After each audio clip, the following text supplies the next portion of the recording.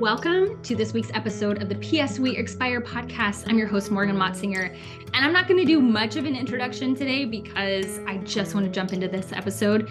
But this episode is all about psychedelics. I'm so glad you're here. So a Muslim leader, a Baptist minister, and a Jewish rabbi all walk into a psychedelics conference. There is no punchline because that's not a joke. That actually happened when I went to the Psychedelic Science 2023 conference in Denver, Colorado, a couple of weeks ago. The spectrum of people that attended this conference was kind of mind-blowing. There were people there that were clinicians, MDs, oncologists, palliative care doctors, therapists, psychiatrists from all over the United States, certainly, and then from all over the world, all the way to the people who were wearing the rainbow shiny outfits with giant mushroom hats and, just smelled like pot outside. There were people there that were just interested in psychedelics for personal use. There were people that have studied the history of psychedelics within indigenous cultures, within religious practices. And there are people there that are studying psychedelics in the lab and in clinical trials. There was such a wide spectrum of amazing humans at this conference. And I feel less hesitant now to talk with you about my interest in psychedelics than I did just a couple of weeks ago before I attended this conference with thousands, over 12,000 people ended up coming to this conference. So I feel much less alone now in my interest, in my pursuit of studying psychedelics, and want to share with you today not only my personal take on it, but just kind of an overview of what psychedelics are, what are the risks involved, what are best practices, how are they used, what are they used for? And I've thought a lot about who exactly am I talking to? Who's sitting on the other end of the screen or the other end of this podcast platform who's listening to this episode about psychedelics? And my guess is that most of you are either psychedelic naive or maybe have some idea of what psychedelics are, but really haven't given it much thought or looked into it very much. And then there are going to be some of you who have either experienced psychedelics yourself or use them as a practitioner already. You are guiding people on psychedelic journeys. So I don't expect that I'm giving a lot of new information to those of you who have done your own research or had your own experiences with psychedelics. But I think more so talking to people who are where I was even just 3 years ago before I started to become interested in this.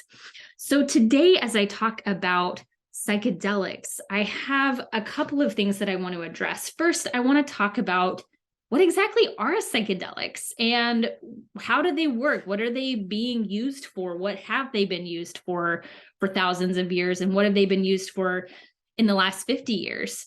I want to share what my thoughts are on it, what my personal experience, how I came to psychedelics. I want to talk about what the risks are, because there definitely are risks to using these medicines in any different types, but I want to talk about how to mitigate some of those risks and what to expect if you're going to end up using psychedelics for your personal transformation and healing.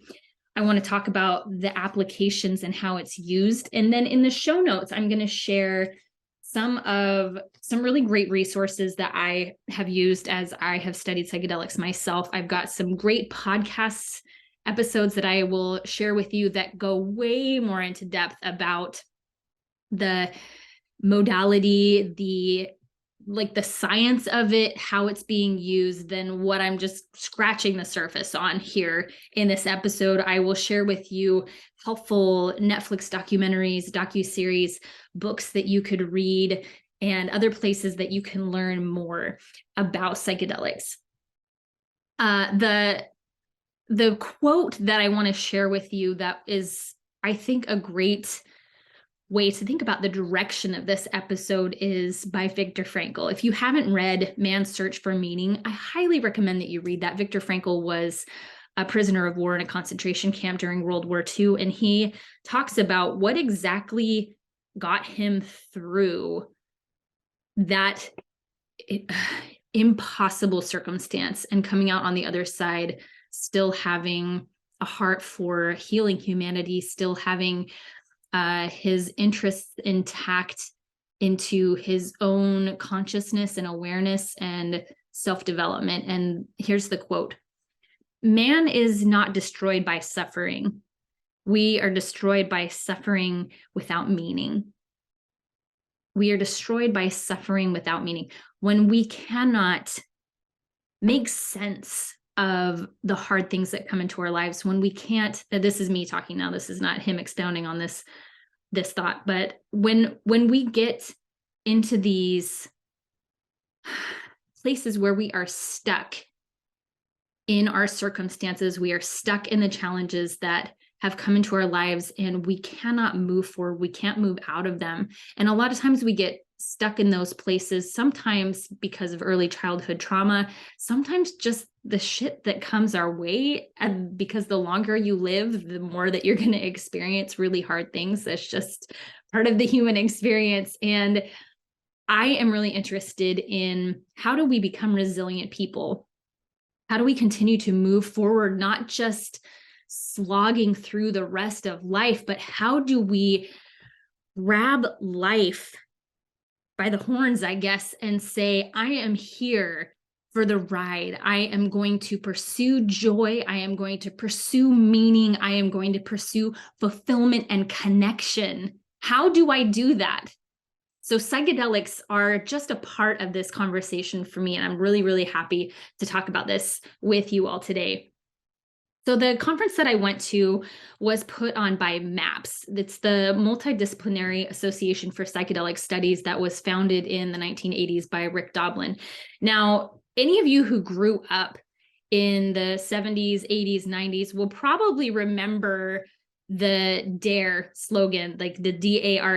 And I'm not totally sure why. I can't remember what the acronym actually stands for, but it was this really big push against illegal substances. You know, I don't know if you remember the commercial where it's like, you know, it's got like this frying pan on the stove and it's like, this is your brain, and it shows you the egg, and then it's like crack in the pan, and it's like, this is your brain on drugs. And it was like this huge, big, scary message that if you touch anything that we were told is a drug, that it was going to fry our brains, that it was going to make us addicts, that it was going to completely not just destroy our external life, but it was going to destroy our mental processes, our ability to separate truth from fiction, that our realities were going to be completely upended, and that we were going to become completely unusable in any sense of the word. So that's the background that I had. That's the messaging that I had as a child. And one of the reasons I'm sharing that with you is because right away when we hear the word psychedelics, many of us kind of cinch up, and we think, absolutely not. No way, no how. These are drugs. Only people who just want to be high all the time are doing these things. And I'm here to tell you, just open your mind a little bit, just enough to hear how the psychedelics are different from some of the classical addictive substances. In fact, I will just tell you right out of the gate that many psychedelics are actually anti-addictive. Not only do they have properties that are not addictive, but they actually promote getting off of any other substances or getting out of any addictive behaviors or tendency or patterns. So I'll share a little bit more about that later. But if you are hearing me talk about psychedelics and you automatically are thinking, absolutely not, you're not alone. So just think through this with a little bit of an open mind. And I will share with you some of the clinical research that is happening, some of the personal experiences that people have talked about that have helped them overcome some pretty significant things that have really made their lives difficult. At this conference, I already talked about how many people were there, but I'll name drop a couple of people so you can kind of understand the type of people that are not only interested in psychedelics from a professional standpoint, but have used psychedelics themselves for healing and for personal exploration, for unlocking creativity. So some of the names that you may recognize that spoke at this conference are Melissa Etheridge, Aaron Rodgers, the football player, Jaden Smith, who's the son of Will Smith and Jada Pinkett Smith. Former Republican Governor Rick Perry was there speaking about psychedelics to treat PTSD in veterans. The current Colorado Governor Jared Polis, Andrew Huberman was there, Aubrey Marcus. I mean, if you have looked into psychedelics at all, I'm sure Aubrey Marcus's name has come up. And then within the psychedelic kind of society, I suppose, here are some of the big hitters that you maybe have heard of. Michael Pollan spoke, Rick Doblin, who founded MAPS, Paul Stamets, Roland Griffith. And then for those of you who have looked into embodiment work, especially any of you who have maybe looked into things like how purity culture has affected our body image, Dr. Hilary McBride was there. If you listen to Glennon Doyle's podcast, We Could Do Hard Things, she was a recent guest on there, and I couldn't believe my eyes when she sat down a couple of seats away from me, and I just fangirled a little bit. Her book, When the Body Says No, is a really powerful way to get back in touch with our bodies. Anyway, so that's just like a brief roster of some of the people that spoke there. And I share that with you not only because of this like undercurrent of credibility for psychedelic studies, but also, you know, sometimes it's like, sometimes we don't trust that we can look into things until we hear the name of somebody that we're familiar with who is also interested in those things. And it just helps us feel a little bit less alone when we're interested in some of these things. So number one, what exactly are psychedelics and how do they work? There are a lot of scientists who haven't really unlocked yet the mechanisms in the brain that get turned on by psychedelics. However, there have been a lot of really good theories and some, you know, imaging with like fMRI. And as they have measured, you know, a lot of the outputs from the biology, outputs from people who are on psychedelics with blood tests and breath and the brain scans and the heart rate and all of that, to be able to try and figure out what exactly is happening on a neurological level when people are using psychedelic substances. But first, I'll tell you, psychedelics, if you're talking about it from a substance-based definition, psychedelics refer to a class of psychoactive substances that alter perception, cognition, and mood. So these substances include compounds like LSD, psilocybin, which is found in certain mushrooms. So if you've heard of magic mushrooms, that would be what psilocybin is referring to. Mescaline, which many of you probably have at least heard the term peyote, that's used in a lot of indigenous Native American rituals. DMT, ketamine, which is probably one of the most common ones that people hear of, and it can either be classified as a psychedelic or not. But ketamine has been used in hospital settings for a long time as an anesthesia. And I'll talk a little bit about some of the other applications of ketamine within like a therapeutic setting. The other one is MDMA, ibogaine, ayahuasca. Different psychedelics can be used for different things. So different psychedelics behave differently neurologically. These compounds mimic naturally occurring transmitters. So one of the things that many people talked about at this conference is that, you know, when we think about drugs, we think about how it is this substance that is doing something different to our brains than what our brains naturally do. These psychedelic substances mimic things that already happen in our brains, but the way that I think about it is like they turn up the volume. They turn up the volume. So they help us enter into non-ordinary states of consciousness. A really simple way to think about this is like when you are going to sleep, when you are still aware of your mental state when you're just about to fall asleep, where you can sense yourself like slipping from your conscious mind into the subconscious where the dreaming state is happening. That's a really easy way to think about our brains just have the ability to move through different states of consciousness. The psychedelics enable us to turn down the volume. I know I already said turn up the volume, so I'll think about it this way.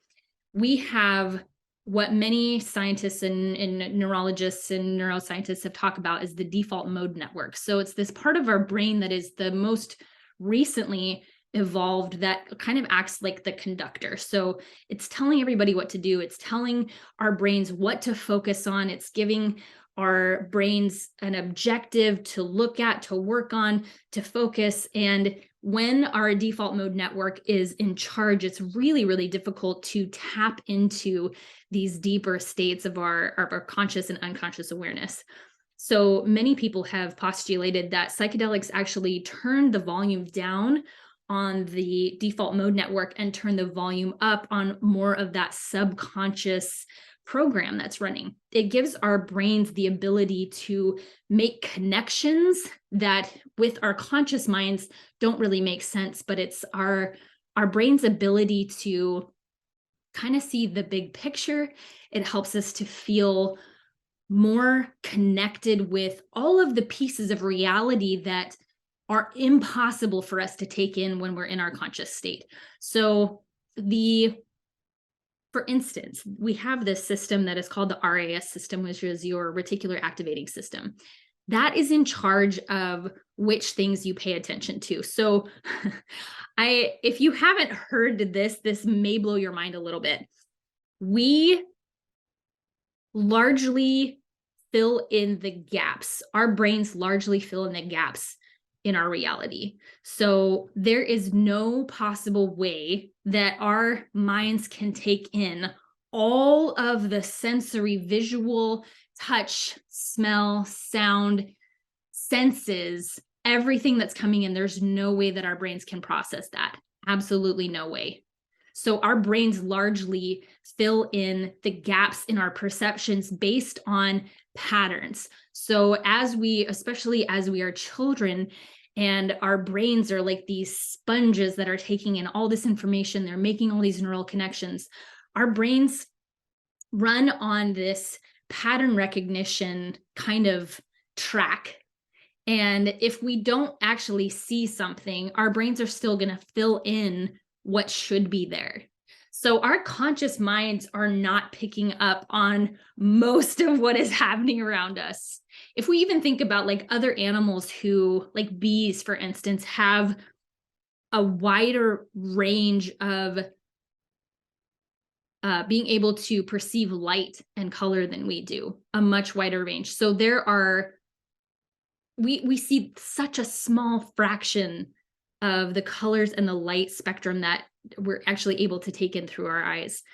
There is so much information that we don't have access to, and our RAS, or reticular activating system, is in charge of deciding which things we're going to pay attention to and which things we're not. So if you can think about our default mode network as the conductor that's in charge of which things we should pay attention to, which things we aren't, and that there's also the majority of our processes are happening beneath the level of our conscious awareness, you can understand now how psychedelics allow our minds to start making connections that we're not able to make in our normal states of consciousness. Psychedelics frequently produce states that have characteristics of consciousness like unity, which is the interconnectedness of all things, not just within our own bodies and with other humans, but with nature, with ultimate reality, with God, with many people talk about having states of being connected with everything there is, even beyond what we can see, what we've been taught, what we have access to, an interconnectedness of all things, that it produces states that have a noetic quality, which means that there's just a feeling of profound insight or intuitive knowledge. There is a sense of sacredness, so a sense of awe and humanity, holiness, reverence, and wonder. It produces states of a deeply felt positive mood of joy and love. There also are ineffable, I can't say this word. There are also ineffability and paradoxicality, which means that the experience is beyond words. Many people will say that what they experience while they are using psychedelics is indescribable. It's not only difficult to describe, but it also, words fail.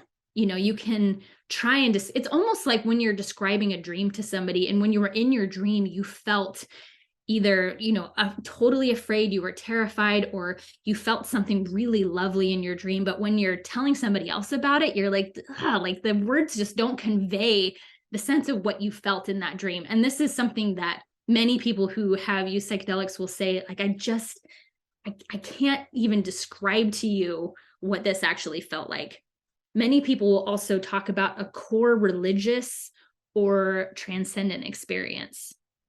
So this is what most people's experiences are with psychedelics, is they create, I would say, like, the two really big things are a sense of unity and interconnectedness, and then also a sense of deep meaning, a deep love for life, a deep appreciation and gratitude for life. My thoughts, well, I'll tell you a little bit how I came to psychedelics. When I started to really dig down into therapy, when I started to dig into psychiatric and psychological models, got really interested in CBT, which is cognitive behavioral therapy, which I think is a phenomenal modality. Cognitive behavioral therapy helps you address what you're thinking about, helps you pay attention to that internal dialogue, helps you understand that your thoughts and your feelings are not reality necessarily, and that you can choose different thoughts, how the thoughts that you think impact how you feel. Now, that really was like a great introduction for me into understanding that there was this internal reality that somehow didn't always match up with my external reality, and understanding that other people's internal reality also is different than my internal reality. And this blew my mind a bit. And I started to ask questions then about okay, I understand that my thoughts direct the quality of my life, that my thoughts a lot of times impact how I feel, but where are my thoughts coming from? Why do I have the thoughts that I do? What's going on there? And then I started to get really interested in the subconscious mind.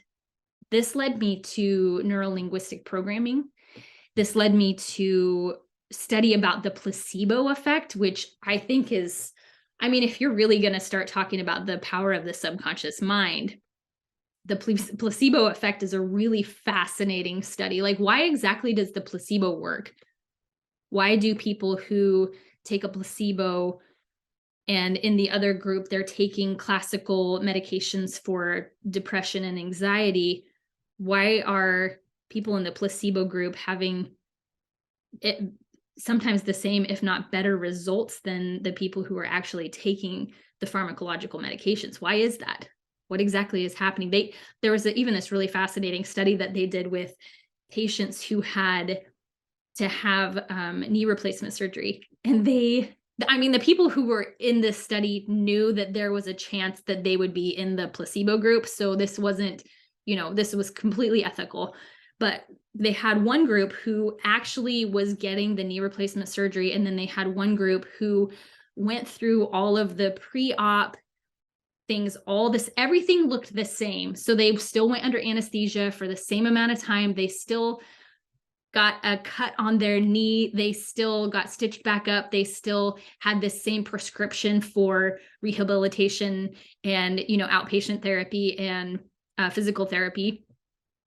They had all the same things. But what they discovered is that people that were in the group that did not have the knee surgery had the same result or better than the people who had knee replacement surgery. Why is that? Why is that? It's because our brains are much, much more powerful than we give them credit for. That our internal systems, that the connection between our brains and every other part of our body, like we like to think that our brains are, that our consciousness is just in our head, but it's not. Our consciousness is all throughout our body, and it's all interconnected and all working together. Anyway, so that was my interest in psychedelics came from this place. Like, what is happening beneath the surface that we largely don't know what's happening in the scientific communities, in the psychotherapy communities, in the psychiatry communities. Like, there's so much that we don't know about our brains and our bodies and the brain-body connection. And this is how I came to start to study psychedelics, because I thought in traditional models of therapy, most of those therapies only are able to address the conscious mind. And I have really, really benefited from therapy and talk therapy, and have found some great relief and help in using like EMDR, which are some of those modalities that really start to get underneath the surface to the subconscious mind. But when I started to learn about psychedelics and the unbelievably positive results that are coming with psychedelic use for things like PTSD, depression, demoralization, and end of life, for anxiety, anorexia, obsessive compulsive disorder, for just a number of mental health concerns that are not really effectively addressed through our modern therapy right now. I started to get really excited about it and really, really interested in it. I will say, like, the first kind of like introduction that I had to the psychedelic community was largely in the spiritual side of things. So that many of the people that I interacted with, many of the, accounts online and the things that I was reading really had the bent of like using psychedelics for personal growth and expansion, and also connectedness with God. And it's not that I don't connect with that approach, because I really do. Like, I'm a deeply spiritual person, but I was concerned about what I was seeing was like a lack of support before, during, and after these psychedelic experiences. So one of the things that many of the clinicians talked about was how important integration is, how important it is to have support on the back end of things. So I'll go into that in a minute, but I want to talk a little bit more about like what I'm interested in, and then I'm going to dig into the risks a little bit. So my education pursuits, many of you know that I started into this journey of entrepreneurship, and that opened the door for me to a greater sense of like self-awareness, introspection, and helped me become a much more confident person. So entrepreneurship taught me how to fail, it taught me how to take risks, and that path of opening my mind up to a new way of doing things, not just for myself, but like a new way of doing things, even within like entrepreneurship, was a really powerful shift for me. And what I found was that in my work, there were two things that I was most interested in. So I was an interior designer, and I really loved my work, not merely from an aesthetic perspective, like making things really beautiful. I do absolutely still believe in the power of our physical environments to affect our mood and to affect our connection with other people. But what I found was I was much more interested in trying to figure out like what the barriers were to people connecting with each other. And I was much more interested in the experience of working with people and the experience of my clients and my customers than I was about that particular industry. And I shifted very briefly into interior design work for families with special needs children, because that is obviously like near and dear to me. But even within that, I was much more interested in like trying to figure out how to reduce the suffering, the mental, emotional, spiritual suffering that comes with everything wrapped up in having a child with a medical diagnosis. The isolation, the loneliness, the depression, the sense of a loss of control, the reality of just being in a constant state of not being sure when a small illness will turn into a big illness, will turn into your child dying. That's really, really what I was interested in. Obviously, like a very deep personal connection to that. And so I became much more interested in how do we reduce suffering? How do we not just reduce suffering, but how do we help ourselves and help other people want to really live, not just kind of put up with life, not just kind of like, all right, I guess this is happening, but like what can we do that infuses meaning and purpose and love into our lives? So at this juncture in my career and also in my personal life, I was like, okay, Morgan, like what do you really want to do? If that's really what you want to do, then you know that you need to go back to school. So I enrolled at my local community college to just start my undergrad to study psychology and neuroscience, because I do believe that this is how we do it. This is how we heal. This is how we change, not just on an individual level, but on a collective level, as we address the things that we have been hesitant, scared to address, these conversations that we've been afraid to have, these realities that we refuse to look at, the ways that we numb ourselves to our lives because they're just too damn painful. So how do we actually develop the skills and the support to be able to address really, really difficult things and not just become like buried in our realities, but that we absolutely blossom and bloom? How do we do that? So that's, I'm back at school. At this conference, I signed up for an all-day workshop that was psychedelic use in palliative and end-of-life care. And obviously, like most of the time when we talk about things like hospice services and palliative care, we think about adults that have terminal illnesses, and we think about adults that are older and that they're end of life naturally. And this absolutely applies to those situations. But I also was thinking about it coming from the perspective of like, what about pediatric palliative and hospice care? That's a smaller percentage of the population for sure, but there is a different kind of burden that comes when you are the parent who has endured medical crises with your child, and that you have gone through accidents or, diagnoses of diseases or illnesses and have navigated highs and lows with your child in these circumstances. So I'm really interested in understanding how psychedelics can be used for family members, for parents who have children with life-threatening illnesses, terminal conditions, or are dealing with child loss. So I don't know what that's going to look like yet, but this is kind of where my interest is leading me.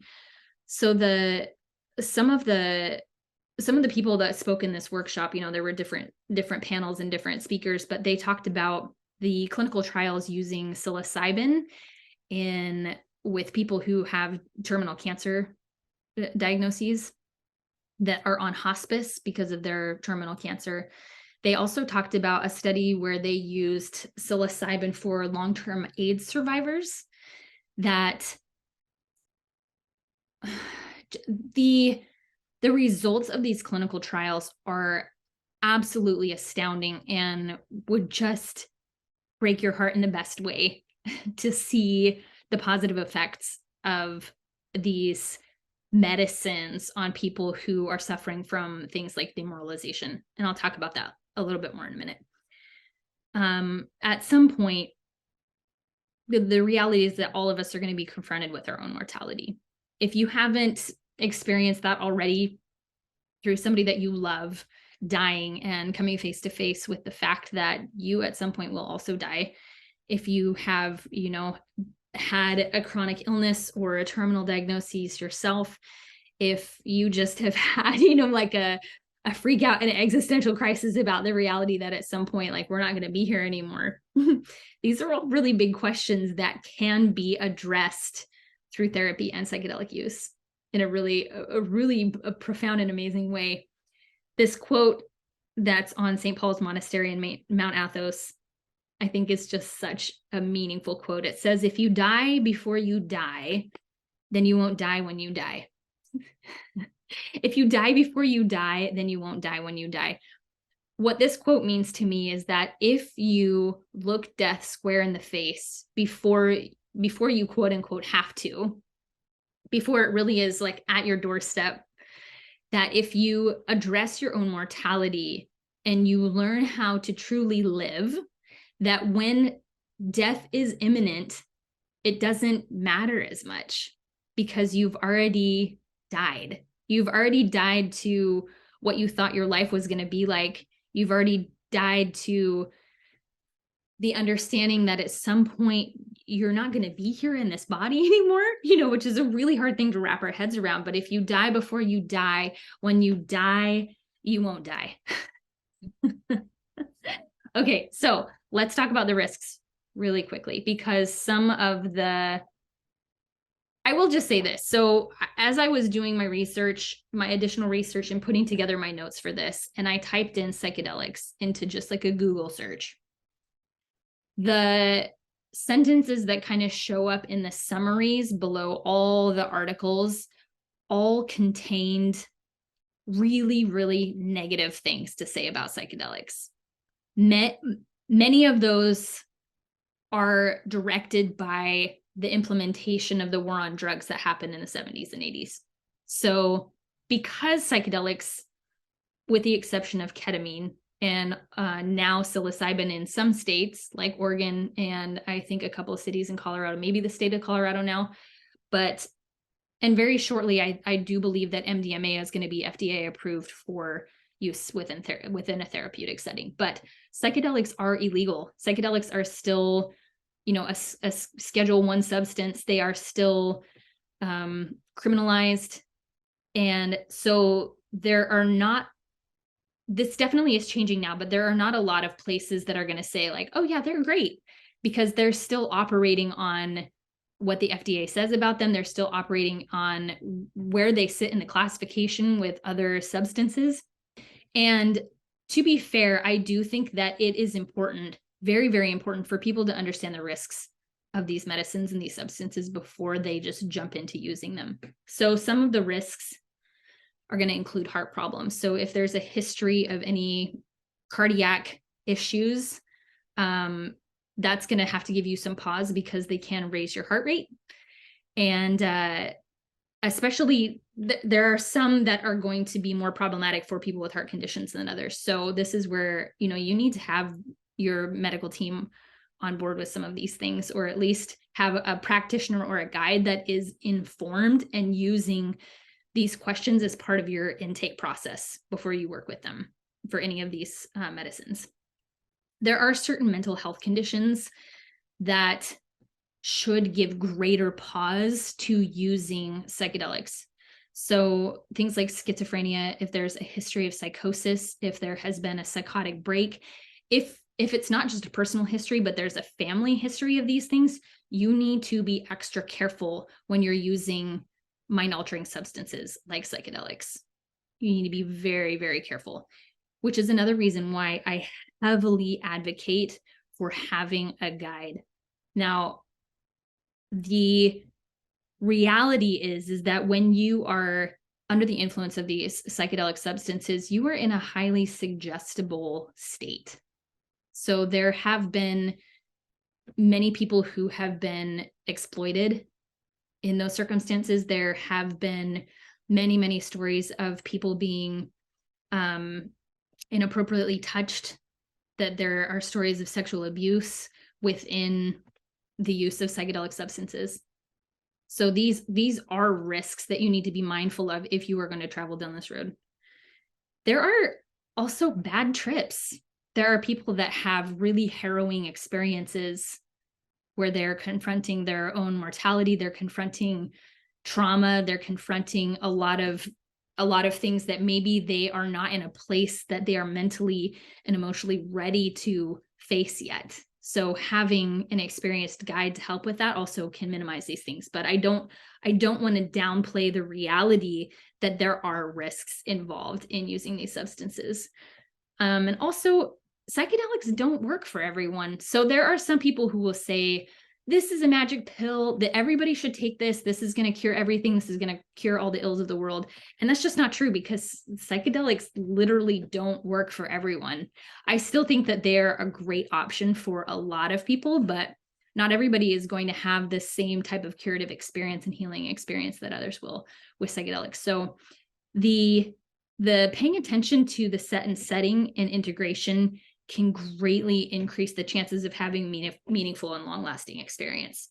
So jumping into this next section of like, what exactly are the applications and how are psychedelics used? So the first thing that I want to talk about is how important set and setting are in psychedelic therapy settings, and also settings with a guide. So you might hear this a lot as you start to look into psychedelics. Set and setting are so important. Set and setting. What does that actually mean? Okay, so set and setting mean that your mindset, what your expectations are, what other things are happening in your life. Are you in a mental state where you're prepared to do some deep work with these medicines? What is the mindset that you have going into this? What are your expectations? Are you ready? Are you in a place where you can delve into these things?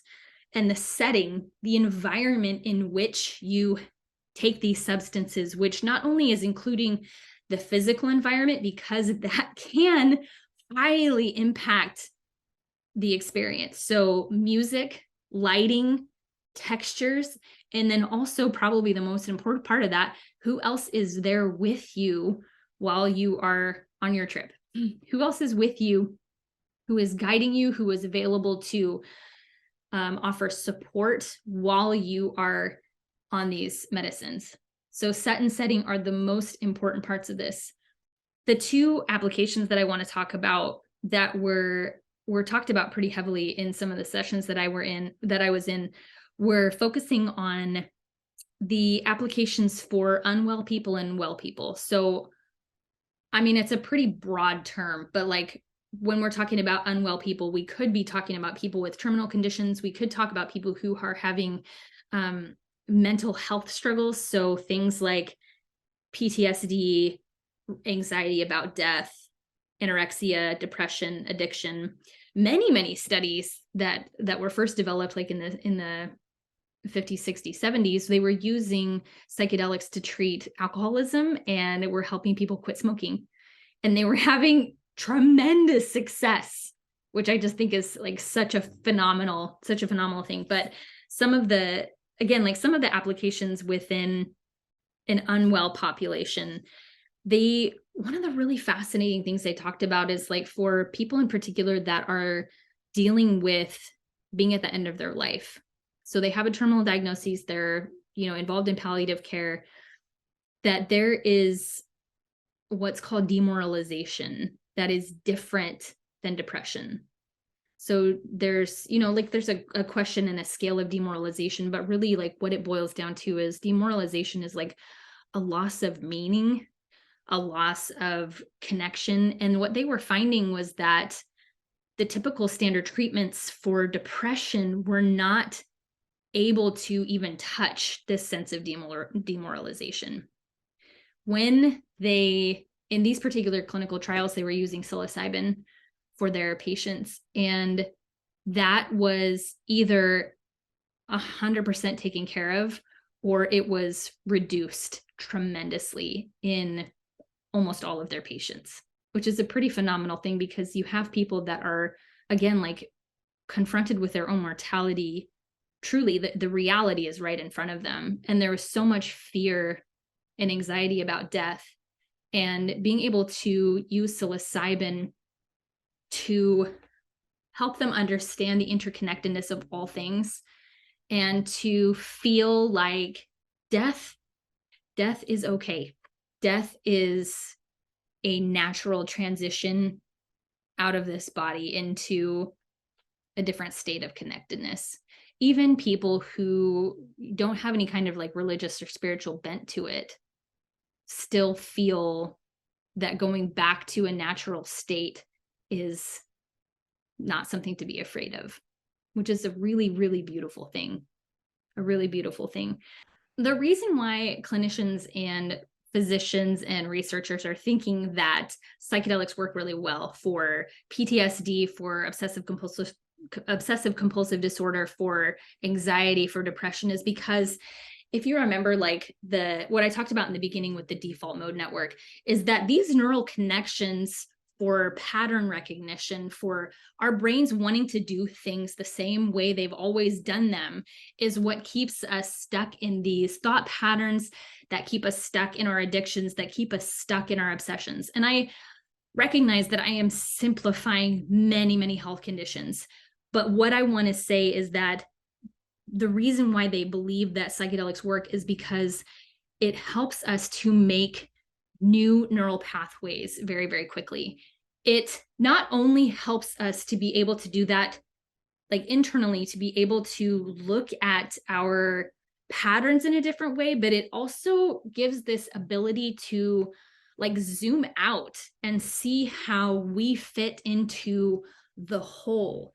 Again, like one of the frequent reports that people share after their psychedelic journeys is this sense of like interconnectedness to all things. Many people have had experiences on psychedelics where they get to talk to different parts of themselves, like they get to see themselves in their addictions, and they've described it as suddenly the things that they are addicted to become unimportant. They become like they don't have the same kind of grip and strength that they did before.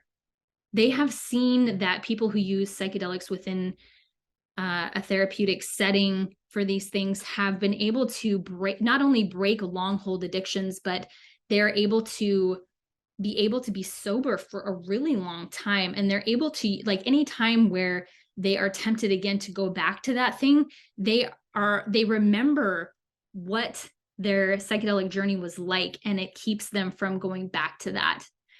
The applications within like well people, so people that don't necessarily have any particular mental crises, they're not suffering from post-traumatic stress disorder, anything like that, psychedelics have been used to expand our creativity. They have been used to, again, just give us a sense of wellness and connectedness. Many, many people talk about things that they learn from a deeper part of themselves, or that they get from source, universe, God in their psychedelic experiences that help direct their lives in a particular way. So there are people that have made, career shifts. There are people that have changed the way that they do business. There are people that change the way that they relate to their family and friends as a result of this. And so it's not just about using psychedelics in these spaces where we are unwell, but they also can be used in a broader application. Most people find that psychedelics give a deep sense of meaning and interconnectedness. What I have found just in my own studies and in talking with people who not only have an interest in psychedelics like professionally, but have, used them personally, is how important the support is.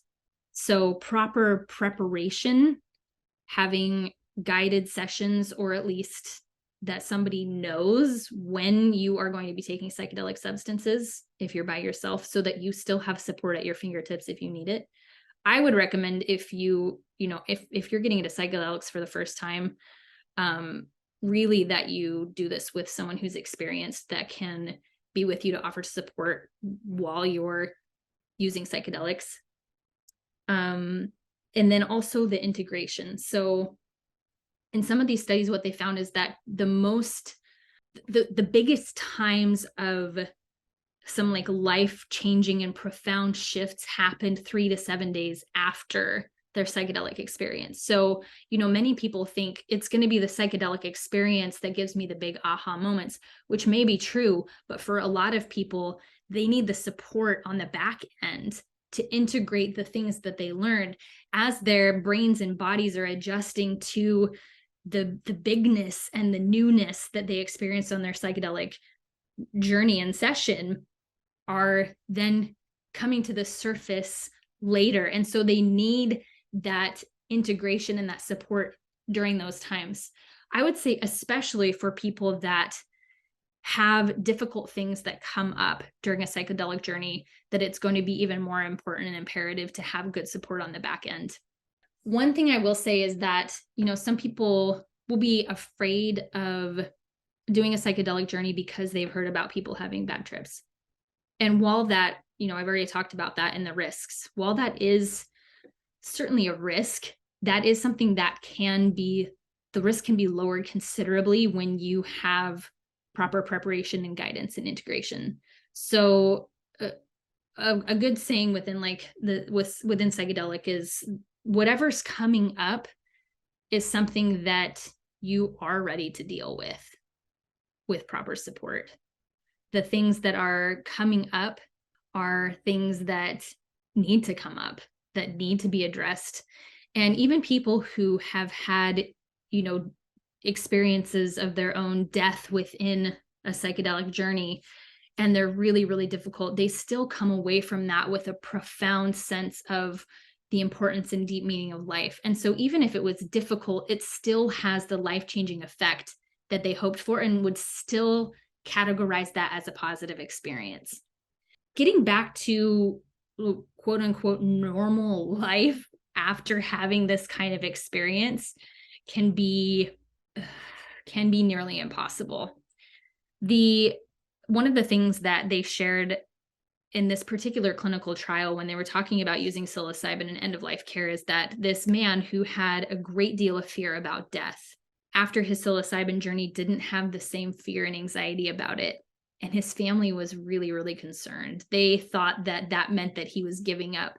And he wouldn't describe it that way at all. He described it as that the fear of that death lost its sting, death lost its fear, but that he still really wanted to live. He just had a different sense of gratitude and ease about his own mortality. And that was really, really difficult for his family members, because he started to want to talk about death, and they didn't do that in that family. And there are many people that have profound life-changing experiences that then feel disconnected from their families and their friends because they're not able to integrate that into their lives. So many of the clinical trials are also addressing the support needs of the people that are outside of the trial that aren't going to be taking psychedelics. Like, those people need to know how to help integrate this new way of being into their life. Many of us have the experience of like going to an event, going to a conference, going to, a camp, or going on a trip, and having your reality reoriented and shifted in a way that's really positive. And then when you come back to your regular life, you find yourself slipping back into those old habits again. And the changes that you made at these other places like just kind of fall off. And although I think that that is probably less true for people that have these type of like significant, profound shifts in a psychedelic journey, that is true, that if we come back to an environment that doesn't support that powerful and positive change, that it could be more difficult to have positive lasting effects from a psychedelic journey. So there are so many more resources and so many applications of this information.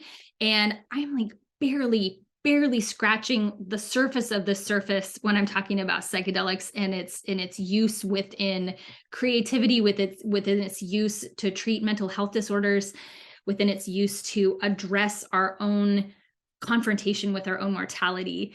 And I'm putting a ton of resources in the show notes. So if you want to dig into this even more, certainly go there to the show notes, and there's some books to read, podcasts to listen to, YouTube videos to watch, and also the link for MAPS, which is again the nonprofit that put on this conference. But I would love to hear from you, your own personal experiences with psychedelics. I would love to hear from you what your interests are, because I can't imagine that with the work that I am pursuing, that this will possibly be my last podcast episode on psychedelics. I will continue to talk about this a lot, and I will dig into some of these areas in more depth on future episodes. But and then also I will on future episodes will share with you my personal experience with psychedelics. But I just wanted to introduce you to the future, really, and to tell you that if you are in any kind of like mental health or if you're a spiritual practitioner, if you are a religious leader, if you are in the medical field at all, it would be a really good idea to familiarize yourself with psychedelics, because it's coming, it's here. And instead of being afraid or apathetic, I highly recommend that you start doing some research on it and understanding how these tools and modalities open up the doorway to increased sense of connectedness and wholeness and healing for many people. So I am excited about this. I am really very interested to see where it goes. And I also, with many people, am moving forward with caution, because I don't think that it would be helpful to have a repeat of what happened in the 60s and 70s with, people who were just saying, everybody needs to take these, without considering the risks, without considering the best way to use these tools for optimal healing. And from my perspective, the best way to use psychedelics is with a guide, whether that is a clinician, a spiritual guide who has, a history of using these medicines, whether that's in indigenous cultures, whether that is with a shaman, or whether that's within more of like a Western medical framework, which is what I feel most comfortable with a psychiatrist, a psychologist, or a researcher. But I'm really excited and really very, very moved by the stories that I've heard, and also by the stats and the data that's coming out on the effectiveness of psychedelics, particularly within a therapeutic setting. So I'm really excited about this, and I'll keep you updated as I learn more, as I study more, as I hear more people's experiences, positive and negative, with psychedelics, because I would love to continue to be a resource for you in your own journey towards healing and wholeness. And I guess not even like towards healing and wholeness, but more of like an understanding that you are whole and that you are connected to all things. So thank you for joining me for this episode of the PS We Expire podcast. I know that we dug into perhaps some new territory here, but I'm really happy to share with you what I have learned so far and what I'm going to continue to pursue. And before we go, PS.